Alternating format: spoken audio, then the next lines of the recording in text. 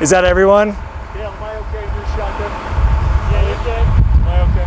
I'm gonna be holding this the whole time, just to let you know. That's good. So if your shot's from here up or whatever, that's cool. Thank you. Does anyone know if we're waiting for anybody else? Hang on 1 second. Here, give me your mic. I gotta switch. We're too close to somebody on frequency. Yep. We got a little mic problem. Hold on 1 second. Sure. Hey, you gotta get those white shoes all fucked up here, man. They're not expensive. I got anything in my teeth?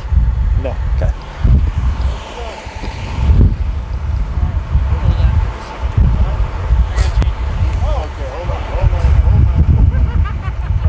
We're good. Jamie, I thought you moved. This is my last weekend. I'm headed to Frisco.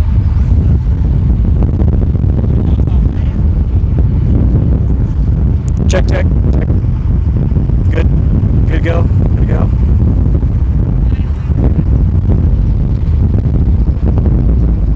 Okay, Paul, sorry for the delay. No problem. If everybody's ready, if you, sir, you can just begin identifying yourself and your spelling. Yeah, it's Commander Paul Gregory, Paulgregory, Adams County Sheriff's Office.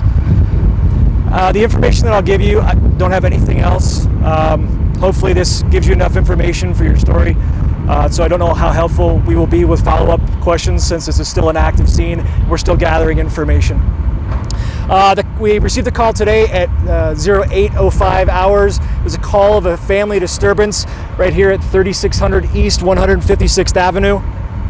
When deputies arrived on scene, they noticed some smoke and some flames coming from the house. And as you can see behind us, this house did have flames coming from it. That's why the fire department is on scene and they were battling this fire. When deputies arrived and they noticed the smoke and the fire, they saw a vehicle leaving the property. And at that time, based upon the information they had, they believed that that was the suspect who started this fire. After the deputies recognized that the car was leaving the scene, after the deputies recognized that the car was leaving the scene, a pursuit began on this suspect vehicle. The pursuit lasted several minutes. It went several miles. In fact, it went up into Dacono, over east into Fort Lupton, and eventually ended up back here. During the pursuit, deputies were able to successfully use tire deflation devices to slow the vehicle down substantially. Again, it lasted for several miles, ended up back here at 3600 East 156th Avenue. When the suspect got back here to the house, the suspect drove through the garage door back into the garage. Once in the garage, the deputies again saw fire and smoke begin to come out of the garage. At that time, they believed that that person set a fire within the garage. They gave commands to the suspect to exit. During that time, we'll call it a barricaded time, the deputies saw the suspect with a rifle. The deputies also heard several gunshots fired, and no one was struck by gunfire. A short time later, after they saw the smoke and the fire, the suspect came out of the garage and the suspect was taken into custody without further incident. There are no injuries to report to anybody. No one was struck by gunfire as far as we know now. And the suspect, an adult male, was taken into custody and was transported to our substation. As you can see, the crime lab is here. Multiple jurisdictions are here. We're trying to figure everything out. It's an active scene still.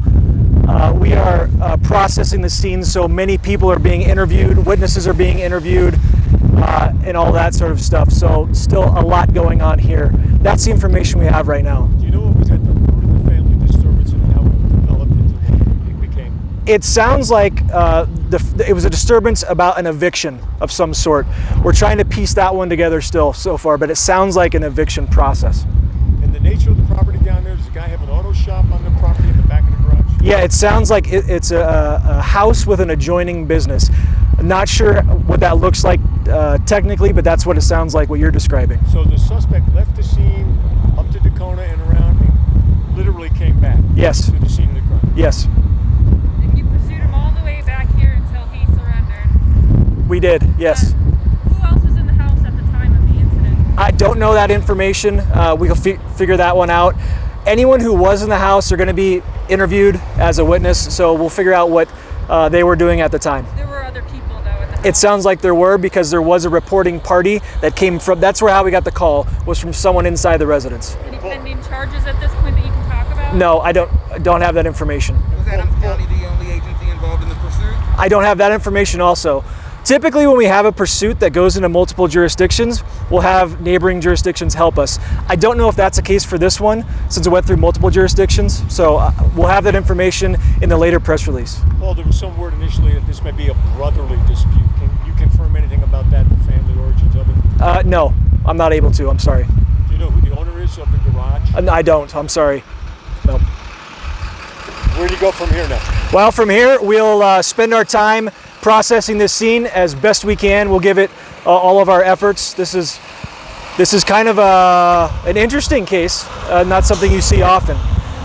We will also spend a lot of time interviewing people. I know there were a lot of people involved, deputies, probably officers as well as witnesses, so we'll spend our time processing everything.